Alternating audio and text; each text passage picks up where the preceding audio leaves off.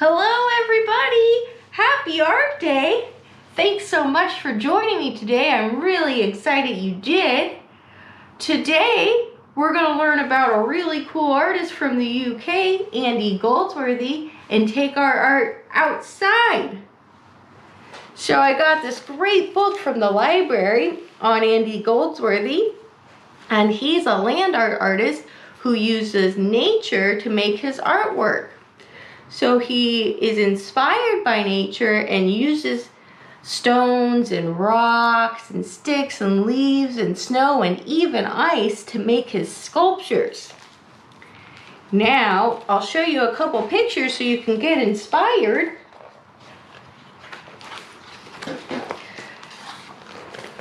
So he uses the shapes that we find in nature, which he thinks all forms and shapes can be found in nature, to actually inspire the compositions of his sculptures. So here, he's taking these dandelions and he's creating a circle with the negative space. So where there's not dandelions, that's what's creating the shape of the circle. And then he has all the dandelions radiating out from there. So he's playing off of the shape of the actual flower.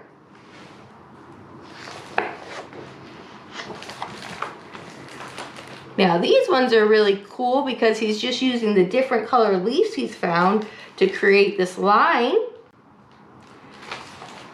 So he has his green leaves with little pieces of yellow leaf put right on top. And then here, again, he has the different colored leaves right on the forest floor, creating this cool little zigzag shape with the green leaves, and the leaves are starting to turn yellow, and those brown ones.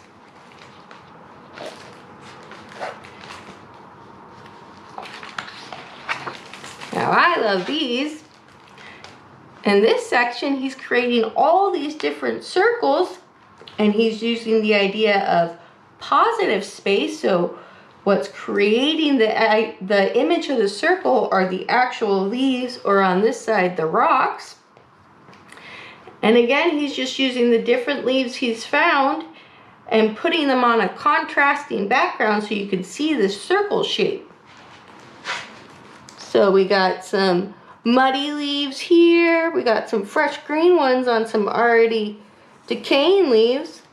We got some yellow leaves and some red leaves. Now I really love this contrast of color here.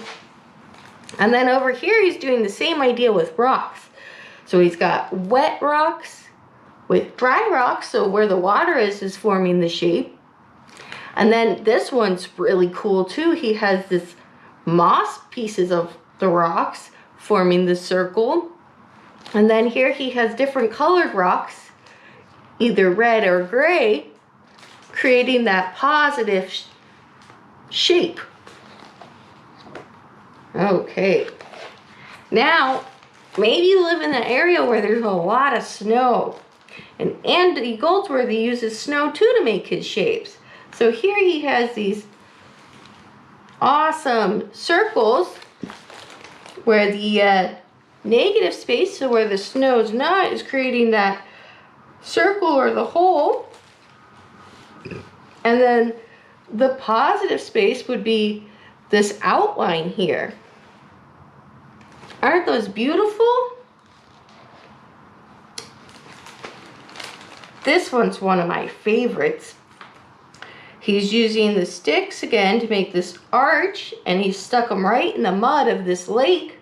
So the lake and the reflection of the water is actually completing the sculpture. Now, most of his artwork is temporary. He builds them on site and leaves them there so they can continue their natural process of decay. So he uses photography to actually capture these otherwise temporary sculptures. This one I love because of this bright red line he's made with these leaves here, and it's highlighting the shape of that shore of this creek here, that little zigzag. And you know that was probably only there for a couple minutes, but probably looked really cool when it was flowing down the river as well. And here he has his circle again. So the negative space where the leaves are making up that circle, and then we have all the leaves radiating out. So now we're gonna go outside. If you have a backyard, that's cool. If you don't, hopefully you have a park nearby, so you can go use the park like I'm gonna do. Now I'm gonna use leaves because there's so many pretty leaves out right now, but if you don't have leaves around you, you could just be inspired by Andy Goldsworthy and use whatever's outside. So maybe it'd be sticks or stones, or maybe it's already cold where you are and you can use snow and ice. Okay? If you really like Andy Goldsworthy, I'm gonna put a link for a really cool video he's made where you can see his whole process and see him making these sculptures. And a lot of times they don't work out the first time, and they fall apart, and he just tries until he gets them exactly how he wants them, so he can take that photo.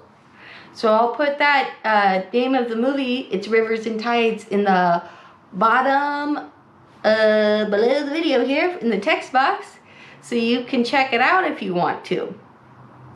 So let's go ahead and get outside. I'll see you at the park. So we're here in the park, and as you can see, we got all these nice leaves around here. So we're going to use these leaves. I've collected a bunch of the pretty yellow colored kinds to make our Andy Goldsworthy inspired land art sculpture. We're also going to be using this form of the leaf, which I think resembles a heart, to inspire the shape of our sculpture. So let's get to it.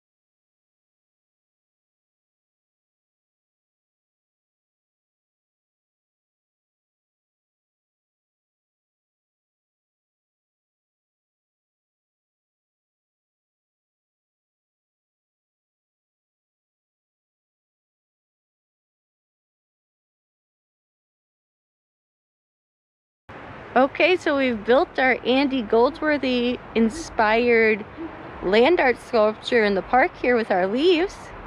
As you can see behind me, we built our first leaf sculpture, and we created the heart using the negative space. So where the leaves aren't and where the grass is showing through is what's making our heart. And then in our second one, we built the heart using the positive space, so using the leaves to create our actual shape. Well, I hope you guys enjoyed today's class. I thought it was really fun to learn about this great artist and how he uses nature and what's outside in nature to make his artwork. Isn't it fun how we can make art anywhere with anything? I think so. I would love to see your guys' creations, so please tag me on Instagram or send me some photos in snail mail and we can talk about them online together. If you guys liked today's class, please like and subscribe and share with your friends. It really makes a big difference in helping me create these art classes for all of you guys here on the internet. Thank you so much, and I'll see you next week. Bye!